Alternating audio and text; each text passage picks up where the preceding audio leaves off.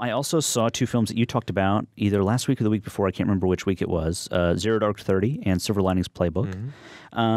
Zero Dark 30 I thought was brilliant. I loved it. I thought it was this amazing political thriller / character study. Yeah. I mean, it's almost about like how deep down the rabbit hole you can go.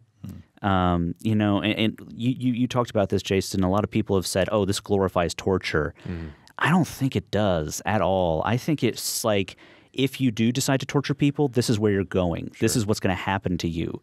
There's this great scene where you know, Maya watches someone be tortured, and then a little later on in the film, it's like now she's the one directing it, and it's her job to torture this person. And the camera's just on her, and you see this look on her face that's unlike anything you've seen of her in the film before. And then you see her reaction to what just happened, and it's like, this is not fun. Well, there's the significant line in the movie where Kyle Chandler's character says Washington says she's a killer, like implying that she's just going to basically do whatever it takes to get the job done. And initially in the movie, you don't feel that way. You kind of just feel like she's this like lamb amongst, you know, the slaughter. And then eventually she sort of gets pulled more and more into that. And actually, I got the opportunity to watch it again. I actually saw it for a second time, and I think I really caught more into what it was trying to do as a film the second time around, because I had just got done with Taboo, and then I went immediately and tried to watch this movie, and I think maybe I was just really worn out trying to keep up with both movies. But it really played better for me the second time around. And the other thing that I caught on to, sort of getting back a little bit to the torture thing, is that there's another line in the movie early on that says, well, eventually everybody breaks. And so obviously that's a torture reference. Exactly. But if you think about it, the guy that's leading the torture, well, eventually he just can't take it anymore. It goes back to Langley. Yeah. And then eventually, despite her getting exactly what she wanted, she breaks. Exactly. Like literally, like she just breaks down at the end of the movie. That last shot is so haunting, and it's a cautionary tale. Yeah. It's literally like, okay, you got what you wanted. Is it everything you wanted? Yeah, exactly. And it's like, then you get to see if she got the thing she actually wanted, you know?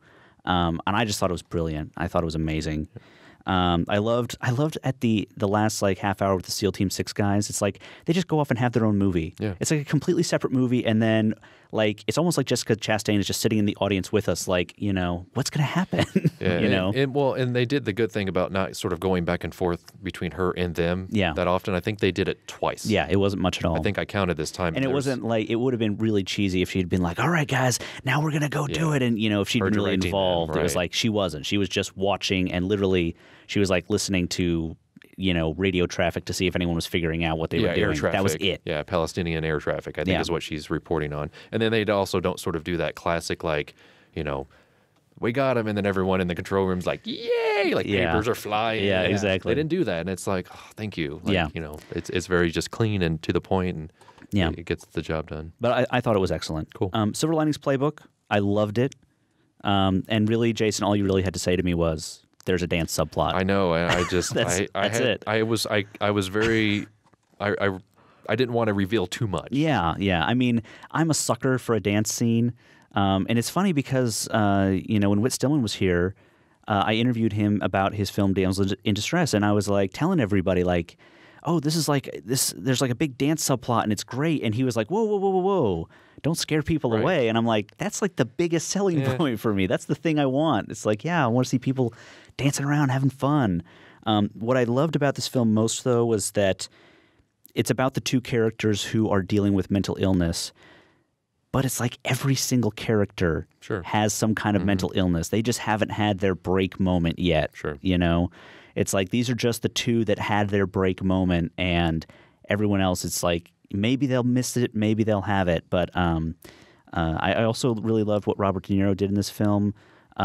He sort of managed to take that sort of family-friendly dad role that he's been playing a lot in really mediocre films and turn it into something really good, turn it into a good version of that.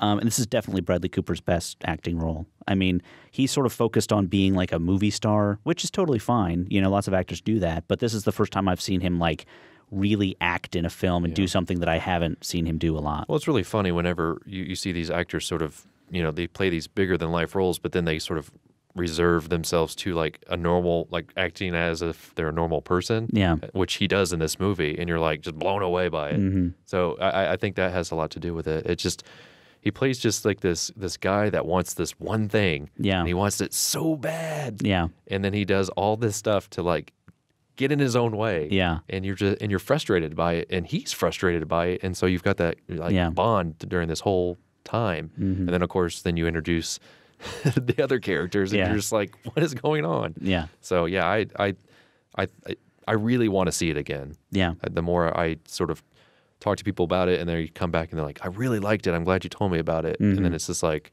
okay, should I go back and watch it now, or should I kind of wait? Yeah. So I mean, I'll be getting both these movies on Blu-ray for sure. For sure. A Place for Film is recorded at WFIU Studios in Bloomington, Indiana.